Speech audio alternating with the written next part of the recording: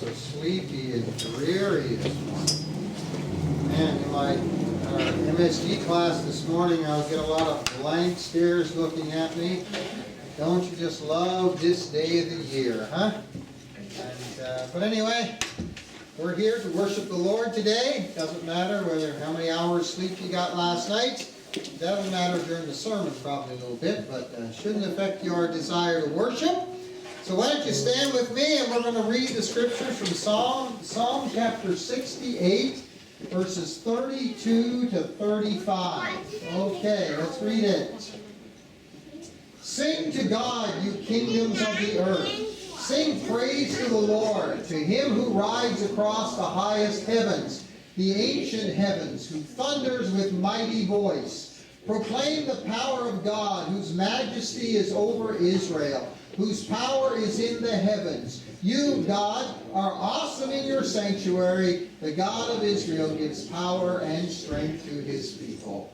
Lord, today we do give glory and praise to a mighty God. We thank you that you are the God over all the earth. We thank you that your glory, your power is manifested over all the earth, Lord. And as your people today, we gather in this place together to worship you, to experience your power, Lord. Lord, not only just over all the earth, but let us experience your power in our lives, in this service today, as we worship you this day, oh God. Release your power in this place, in Jesus' name. Amen. Amen. Worship team, are you awake? Yes. You're awake. All right, let's praise our Lord together.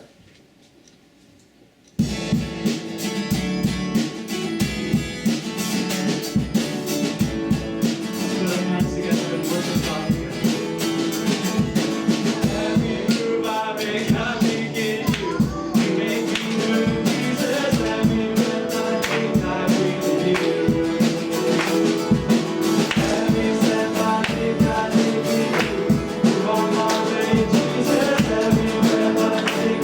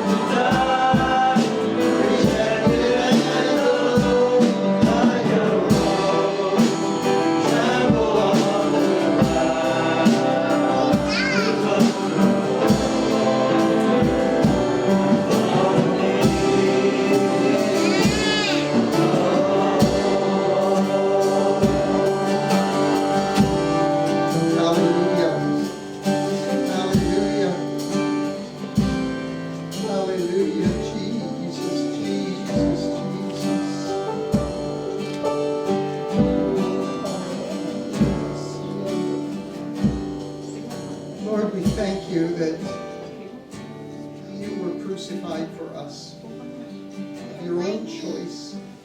You took upon yourself our sin, our condemnation, our punishment, so that we could live in your presence forever.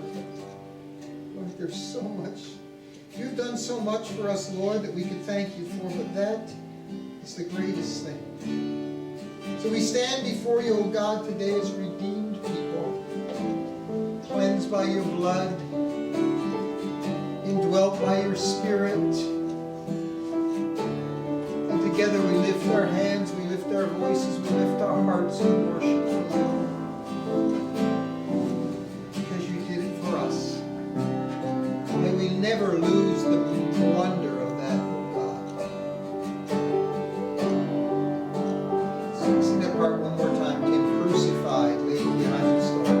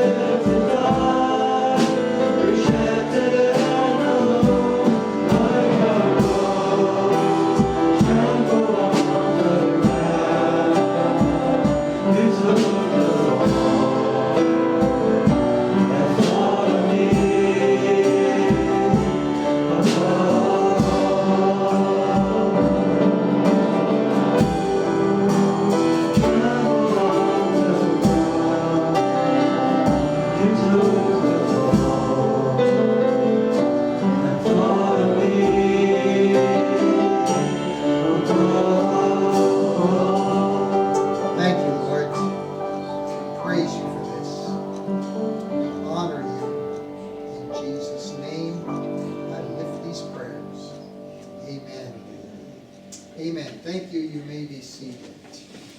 So there's a couple there. His name is Sam. Hi, Sam. And his wife's name is Ella. So they opened a diner. They call it Sam and Ella's Diner. Think about it. It took a while, but the couple didn't realize that their business was in dire need of a name change. Salmonella Diner. Salmon, at least smile, Bobby. I thought that was hilarious. You imagine Salmonella's Diner? You know, yeah, anyway. Praise God. Well, very interesting this morning. I'm leaving tonight on a 2-week, can you open that for me, dear? On a 2-week mission trip to Sri Lanka, a country that I've lived in, and this will actually be my 27th visit to Sri Lanka. And so I'll be gone for a couple of weeks, so just let you know that. So I thought before I would go, I know what is going on here. Why does this always do this to me? Every time Paulette gives me my computer, it always gets messed up. I have my notes all up here, and for some reason they disappear. Here we go. I want to talk this morning a sermon about missions. Talk about going into all the world. Now, before I get into the sermon, I had a very interesting story happened just last night. Yesterday, I was at the high school basketball championships. So I was very excited. There were 6,000 people there yesterday. That's awesome. And so there are 4 classifications from the smallest schools up to the largest schools. And the 1A, 2A, 3A, 4A. And so the 2A championship game involved Pacific Academy. Some of you know it's a Christian school just in Surrey there. It's actually a Pentecostal school. It's background. They had 2 coaches. And when I got there, I realized the 2 coaches were sons of friends of mine, which I thought was neat. And one of those coaches, his son played on the team. So, of course, who was I going to cheer for, right? So they won the championship, and the coach's son was named Most Valuable Player. It was a big celebration. First time their school had ever won it, so it was a big deal. Well, as I was looking at the story this morning online, something amazing came to mind.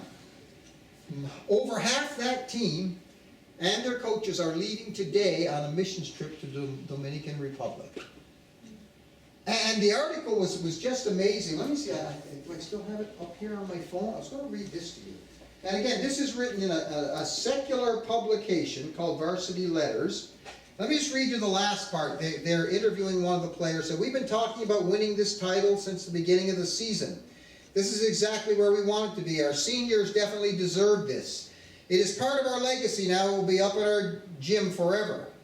Then the writer writes this. The banner raising might have to wait a couple of weeks at least until Coach Ashby, Judah Ashby, and a few others return from the most important mission to the Caribbean to help those less fortunate. Something guys win something they worked at, played at, first time in their school's history, thousands of people there, and they say the most important thing though is happening tomorrow because we're going on a mission trip. That was a wonderful, wonderful story. Into all the world. I want to give you two scriptures that we're going to take our thoughts from this morning. Both of them two of the most familiar scriptures in the entire Bible. Mark 16:15, Jesus said, his last words on earth was this: go into all the world and preach the gospel to all creation. And then the second verse I want to draw your attention to is, again, probably the most well-known verse in all of Scripture. For God so loved the world that he gave his one and only Son, that whoever believes in him shall not perish, but have everlasting life. So why is this so important? Why is we call this the Great Commission. And why is it so important in God's plan for the gospel to go to the whole world? Well, let me give you some reasons, then I want to talk about some ways we can do that. Number one, simply because God loves the whole world. Amen. We saw it there in John 3:16. God so loved the world.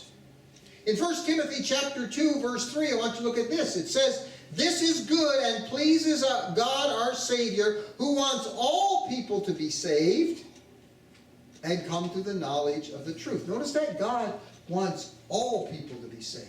He doesn't want anyone to be left out. Someone once said it's the Great Commission, not the Great Suggestion. I read this incredible quote this weekend from John Stott, a noted theologian and writer. He said this: we must be global Christians with a global vision because our God is a global God. Amen. And as believers, we need to think about globally. It's the way our focus should be. As a church, churches should focus on the world. I've encountered too many churches in my day that their focus is inward, all about themselves, what's good for us, what's going to help us. Rather, God wants us to love the world as he loves the world. And that all people would be saved and come to a knowledge of the truth. God is a global God. We must be Christians with a global vision. Secondly, because Jesus died for the whole world. That he gave his only begotten Son. God so loved the world that he gave his only begotten Son. 1 John 2:2, look at this. He is the atoning sacrifice for our sins, and not only for ours, but also for the sins of the whole world. And I think sometimes, as believers, it's easy to focus on he is the atoning sacrifice for our sins, because that's what saves us. That's what makes us right for God. That's what prepares us for heaven. We were just singing, crucified, you took the fall. Thought of me above all, and there is a me aspect to the gospel. I am glad the gospel was for me. Amen. In one of the accounts of the Last Supper, Jesus said, "My blood which is poured out for you." And I'm glad there's a me part of the gospel. I'm glad I know the gospel. Amen. But there's also, the gospel cannot just be about us. It has to be the whole world. Again, one account of the Last Supper says Jesus said, my blood poured out for you. Another place it says, my blood which is poured out for many. The gospel is not just about me and my family. There's too many people, I think, say, well, as long as me and my family, my kids, we're all saved, we're all going to heaven, that's good. No, friend, we need to recognize and we need to love the world as much as God does and know that Jesus died for the sins of the whole world. Jesus died. Third reason why we need to go to the whole world. Jesus commanded us. And it wasn't just in Mark 16:15. If it's one time, you can, okay, that's a good thing he said. But when you see something in life, or certainly in Scripture, that's repeated over and over, it's something very important that God wants us to take attention of. Matthew 28:19, go into all the world and make disciples of all nations. Luke 24:47, repentance and forgiveness of sins will be preached in his name to all nations. Acts 1:8, my favorite verse in the Bible. But you will receive power when the Holy Spirit comes on you, and you will be my witnesses in Jerusalem and Judea and Samaria and to the ends of the earth. This is repeated over and over again in the Bible. Jesus went back to heaven, and he left the plan to share the whole gospel with the whole world to his followers. Amen. And this message is just as real to you and I today. I was noticing a quote that I got from a good friend of mine, Pastor Glenn Embry in Abbotsford, said this one time, the Great Commission has never expired. Amen. It's never expired. Jesus was clear. He made this command very clear, very strong and very direct, and he repeated it over and over and over and over so we would get it. I heard a story, and this is obviously not a true story, but to help us understand that, I heard Jesus goes back to heaven, and when he gets in heaven, an angel meets him. Oh, Lord, I heard the wonderful things about what you did on earth and how you taught so many things and how you went and died for the sins of the whole world. You rose from the dead. But how you're back here now, how is this message going to get sent? And Jesus said, well, I've taken a few of my followers and I told them to take the message and go to the whole world with it. Well, who? Some fishermen, ordinary guys. You mean rabbi? No, not rabbi, the ordinary guy. And so finally the angel says, well, what's plan B? And the Lord says, there is no plan B. Amen. I've often wondered what it would have been like had God written the gospel on the sky.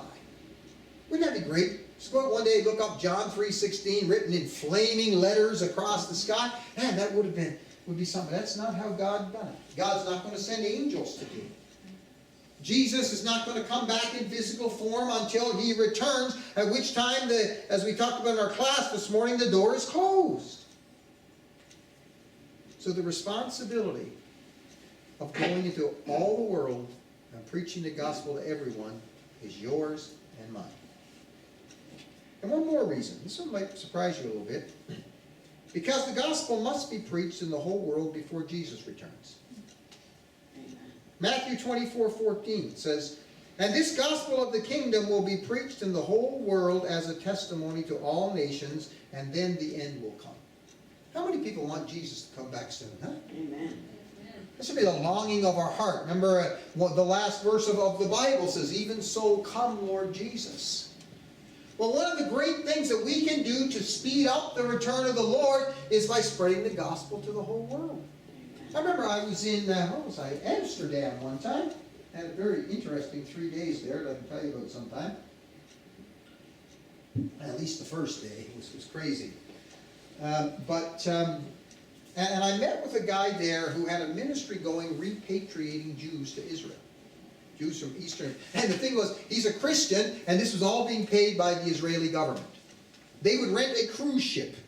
They would come into Amsterdam. Jews who from all over Europe who wanted to go to make their home in Israel would come and load this cruise ship, and they would take them to Israel. And then the guy says to me, I forget how many days the trip took now, but he told me how many days. He goes, then we have them. He said, and we preach entirely from the Old Testament. So we don't even talk about Jesus. We tell them, if you're returning to the land of your ancestors, return to the God of your ancestors. If they come back to God, they'll find Jesus. Amen. So he looked at me, he said, what needs to happen before the Lord returns? Two things. Well, the gospel to the whole world. And he looked at me and says, yeah, that's what you're doing. And I said, and the Jews have to return to Israel. He goes, that's what I'm doing. But there's another verse of Scripture I want you to take a look at. People often say, what does it mean the gospel preached to the whole nation? I mean, you could say maybe every nation on the face of the earth has had one person maybe speak, or some people have said, you know, the gospel now goes over the airwaves. It's available to everybody. You know, funny story, I was in a church one time just for a short period, and they had a big radio ministry there that was spreading out. And the pastor there, God bless him, but he I wish I had known as much as I did, or now. Whatever. I wish I'd known as much then as I know now, because they got a deal to send their radio program to a gospel station in Southeast Asia, or South Asia actually it was, and they said that this was going to allow them to send their radio broadcast into India, and he stopped and he said, we're going to reach 1 billion more people. Until I realized it was a shortwave radio station. I've been to India. There's not 1 billion people in India have any kind of radio, let alone a shortwave radio. And not only that, it was an English broadcast. So it's English-speaking people in India who have a shortwave radio. I would imagine that somewhere south of 1 billion people. But anyway, how did I get on that? Oh yes, about the gospel going to the whole world, what it means. There's another verse of Scripture that, and we talked about this in our Sunday school class this morning, that tells us a little bit, I think, what this really means. Next slide. In heaven, it says, they sang a new song, saying, you are worthy to take the scroll and to open its seals. This is a glimpse in heaven.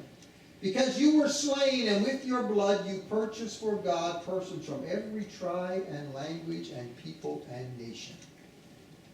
Now this tells us that in heaven, there is going to be at least one person from every tribe and language and people and nation.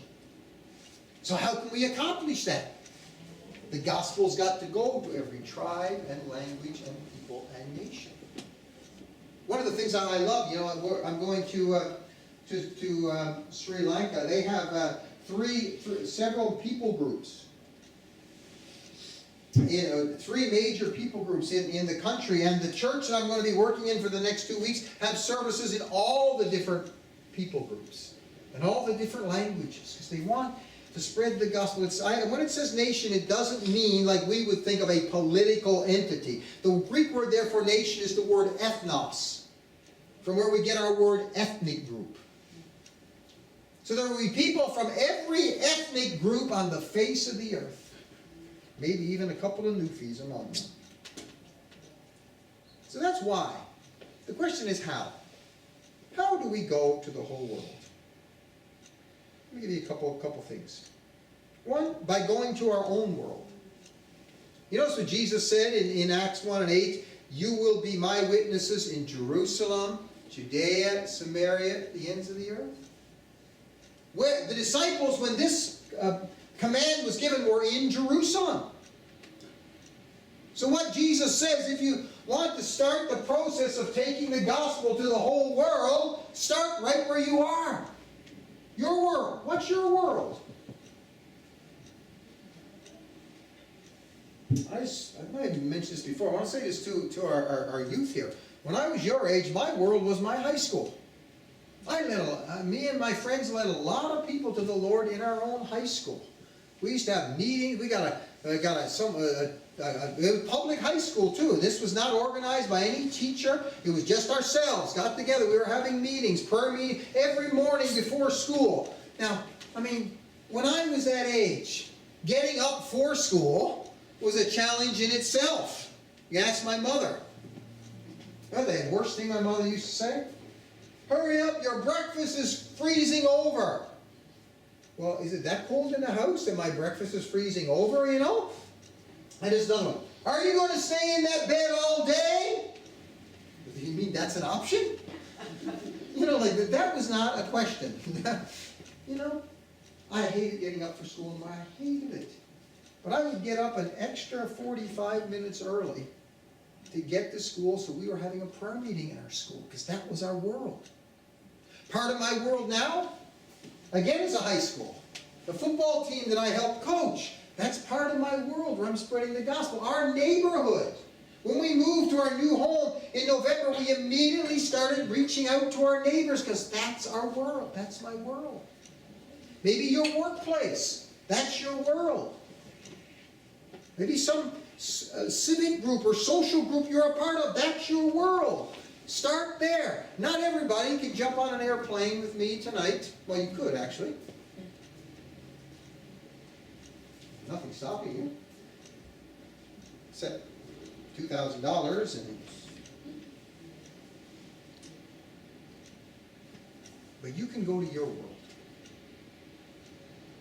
But a second thing is by sending those who do go to the whole world. Look at these verses in Romans. Next slide. All right, see in my Bible study, we just finished Romans. You'll remember these. Everyone who calls on the name of the Lord shall be saved. Say amen to that. Amen. Isn't that wonderful? Everybody. But then he says, how can they believe someone whom they've not heard of? And they believe in Jesus when they've never heard of Jesus. Okay. And how can they hear without someone preaching to them? Right? That's why we do missions. Look what it says. And how can they preach except they be sent? To make missions, you need senders and goers. How do we send? One, we send people. The senders are just as important as the goers. Philippians 1 gives us this in verse 4. It says this, in all of my prayers for you, I always pray with joy because of your partnership in the gospel from the first day until now. You know, Philippians, one of the great things about the church at Philippi was that they helped send Paul. They were his supporters. They were his senders. And the Bible says here, when you partner, I think in the next slide, I think we got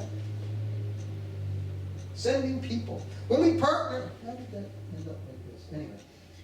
When we partner with others who go and send them, we become a partner in this gospel. The people of Dunamis Ministries who are sending me to Sri Lanka today are actually, in God's sense, going with me. They are partnering. They also send our prayers.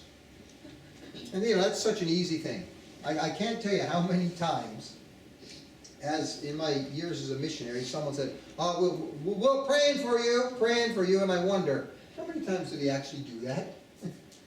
I remember when I was in Macau, one of the great things I did there in the church is we put together a mission team that went to the Philippines. My first time ever in the Philippines was with a team from Macau. We put a team together, and our church rallied around us. Not only to send people, they raised a lot of money to send to help sponsor the mission trip. But I also remember we handed out prayer cards. And for the 3 weeks we were gone, asked people how to commit to praying so many minutes a day for this mission team. Nice little prayer card. I'd laugh when we brought it in. I'd laugh. One guy was completely honest. He said 1 minute a day. One of the younger youth in our church said, well, hey, he could have said nothing. Right? Good for him. He prays a minute a day. We ended up with over, I think it was 4.5 hours of prayer a day pledged to that one trip. Well, you know what happened. Dozens of people being saved, dramatic miracles, people being baptized in the Holy Spirit. It was just an incredible 3 weeks of ministry because we had a church that was sending us and praying for us. And of course, the other way is sending financial support. Again, Paul speaking to the church in Philippi in chapter 4, and from verse 15, he says this, moreover, as you Philippians know, in the early days of your acquaintance with the gospel, when I set out from Macedonia, not one church shared with me in the matter of giving and receiving except you only. For even when I was in Thessalonica, you sent me aid more than once when I was in need. Then he says this, not that I desire your gifts, what I desire is may be credited to your account. You know you got an account in heaven? I remember when my first mission term, when I went to Macau, things are worked very different now, but when I went there, I thought, now, how am I don't want to carry a large amount of cash with me. So what did I do? So I went, and I never used this bank until then, but I went to an HSBC and opened an account and put my money in Canadian dollars.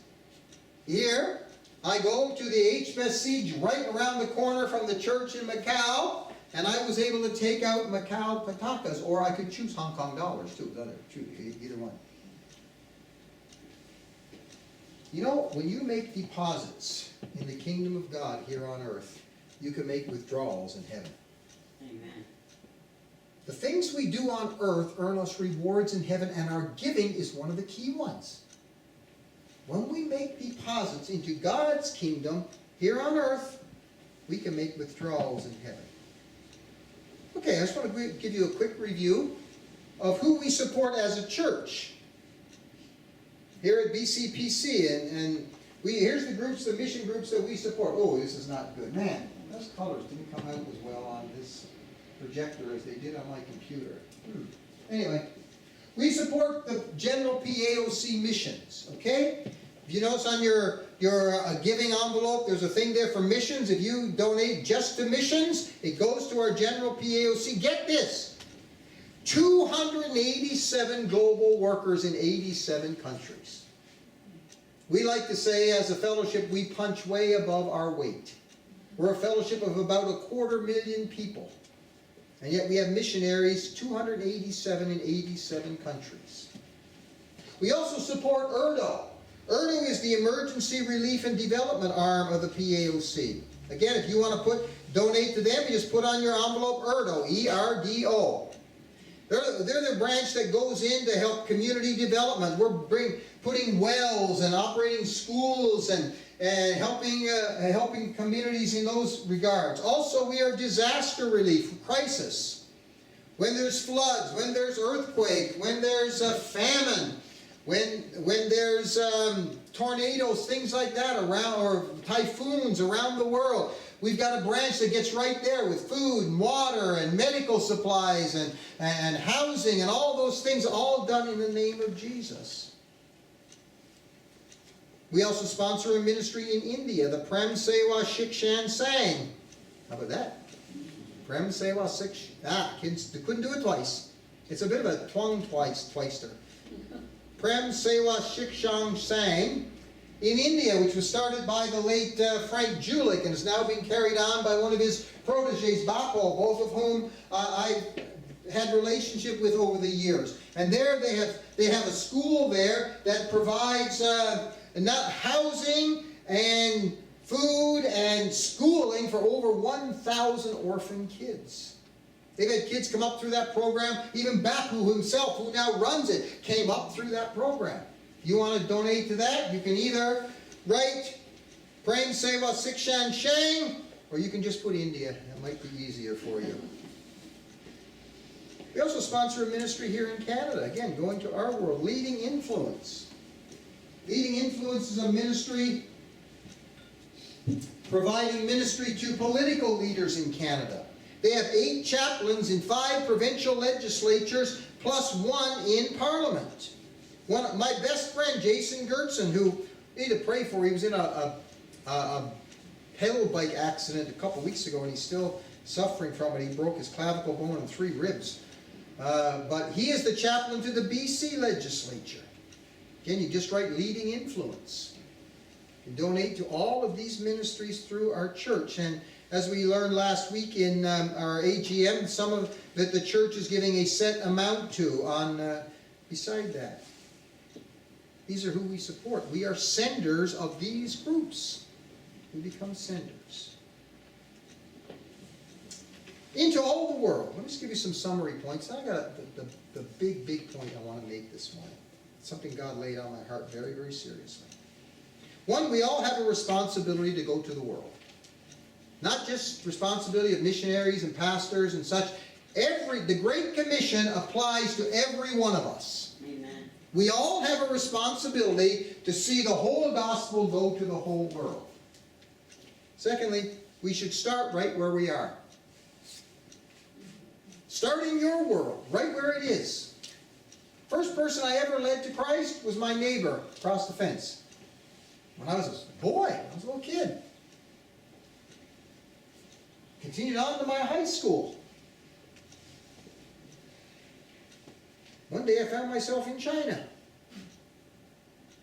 Started right where I was. Let it grow. We should support others who go. Again, not all of us are going to be able to go and do missionary work to the far reaches of the earth. You can go on short-term teams like this group from Pacific Academy's boys basketball team. Or you can support those who are full-time missionaries. And you can even, if you want to, go on PAOC's website. There's 2 missionaries on there that Paulette and I support every month. One's in Canada, Cal and Chrissy Cron. Good friends of ours are ministering in Quebec. And Jonathan and Vera Willoughby, who are in Malaysia right now. I actually had a little part to play in helping them get together. And inadvertently almost had a part to play in breaking them up. But that's a story for another day. Totally innocently. But we support them on a monthly basis as well. But here's one last thing. And this is a message, and I don't know who it's for. And I mean that honestly. Sometimes when God gives me a word, He actually tells me some names and faces. But this time I asked God, who? God said, not telling you. But some of us will be called to go ourselves. Jesus gathered His disciples around Him in John chapter 20 and verse 21, and He said to them this, peace be with you. As the Father sent me, I am sending you. And just that one verse, I wasn't even planning to include this. But as I was praying, finishing up this message and praying over it, God just drove it into my heart deep and deep and deep. There is somebody here today, and I again don't know who you are, that God's putting a missionary calling upon. And you need to hear these words. As the Father sent me, so I am sending you. Now yes, we are all called to be senders. And that's what most of us will do. Might get a chance to go on a short-term trip, fine. Okay, that's good. I love short-term mission trips.